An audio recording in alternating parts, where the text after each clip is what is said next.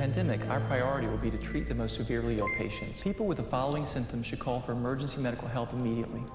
Signs of breathing or heart problems like chest pain, shortness of breath, bluish or purplish lips. Signs of dehydration like yellowish leathery skin, decreased urination, or confusion. Sometimes children will have no tears when they cry.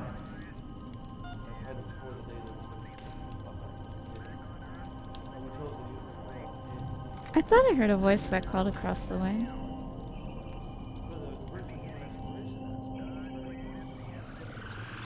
A voice?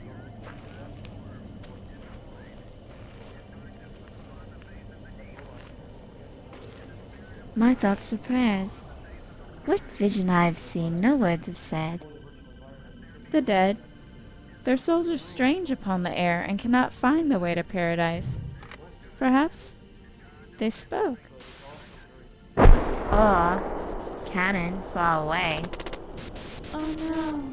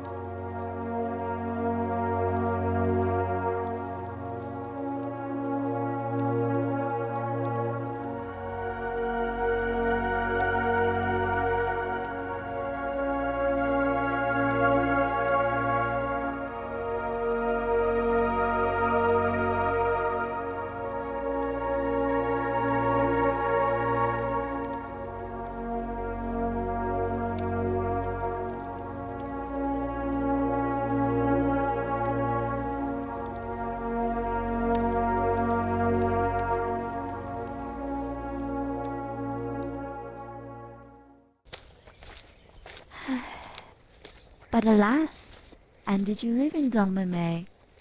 Before they came. But now the great shells have not left the house, not one. Even the church, Joan's church, in which she heard the angels speak, is broken to the ground. Joan dwelt once in a prison far from home. There was a day, oh well, she can forgo the church. But no.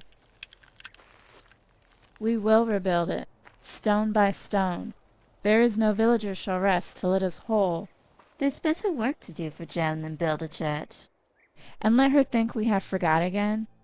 Or that we are afraid? It was so long ago. And now?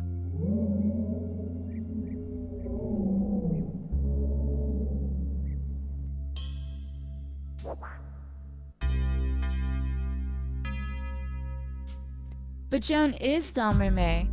We think of her as if she had not died. In early spring we make a pageant, every spring for Joan, to show her as a girl here where she lived and heard the voices first. A shepherd girl in clothes like these, like yours. I was the maid last May. You, Joan, and rode a charger too, in armor like a man's, and were you masked until you crowned the king that day at Rheims, thrown in a cell and burned, all in the play? You saw it then. Perhaps you live nearby. Nearby. And are you now coming to find the things the soldiers have not battered to a ruin? Not I. No.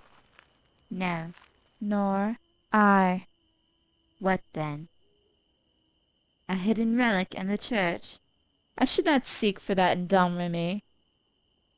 The one I wore so many years for luck about my throat I gave the lad who played Joan's lover in the fete.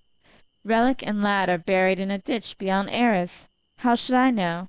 And so you came, I came to pray to Joan of Arc, trudged all the way through blood and mire. to pray her come again. They say she hears, when May is young, and that her spirit flies, close, close to Domremy, when leaves are new, and the tender things are born. You'd have her come. Is there not strife enough? France has good friends, and all the kings are crowned.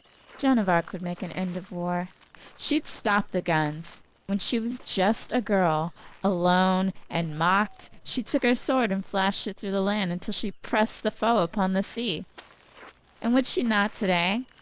Shall one love France the less for being safe in paradise? Poor Joan. It was a miracle. I do not know. She was so young, so slight, but all her soul burned as a torch. A spirit lies in Joan to wake the dead. If she should come, we could not wait and wait, gain here, lose there, hide in the trenches, wait and drag the war to years. Oh, she would show the way. No girl this time, but saint, she'd draw her sword. No, no. Joan of Arc without a sword? Without a sword. It was her strength.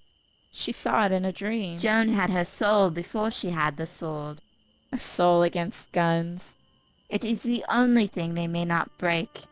But who would know Joan of Arc without her sword? Hush. She will weep in paradise for that. I love her. She hates her sword. You dare? She carried it the day they crowned the king. The day she failed. Poor Joan. She did not know a peasant girl must never crown a king, nor fight his foes. If she had known... But Joan did know. A spirit showed the way. She would have struck the king there as he knelt, and killed him with her sword. It was her sin she did not kill the king. He was the foe of France.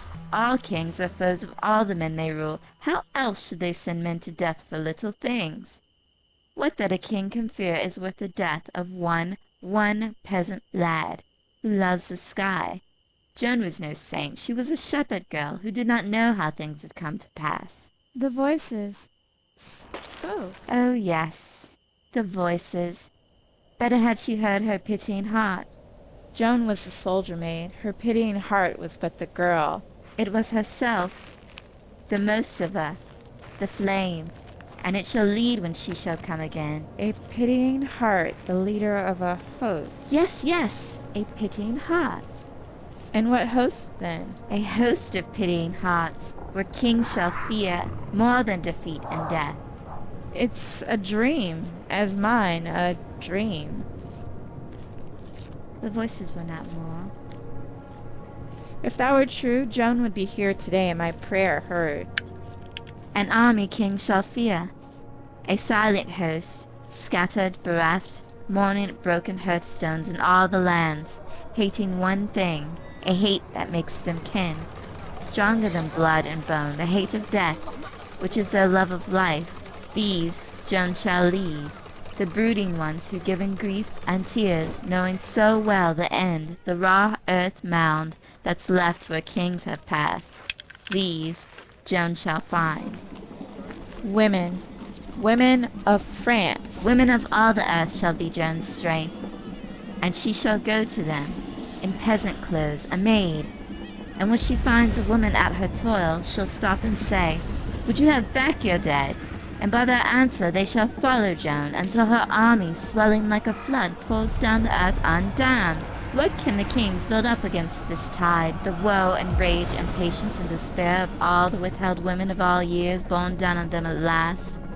What can they do if men no longer mad, but grim with agony and blood and death, leap from the trenches, break the mighty guns, and with the women turn their faces home? Oh, in that hour the puny king shall see as some great mountain blotting out the sun, the shadow of our wrath, and no defeat. Joan and the women. When? The people shall be free.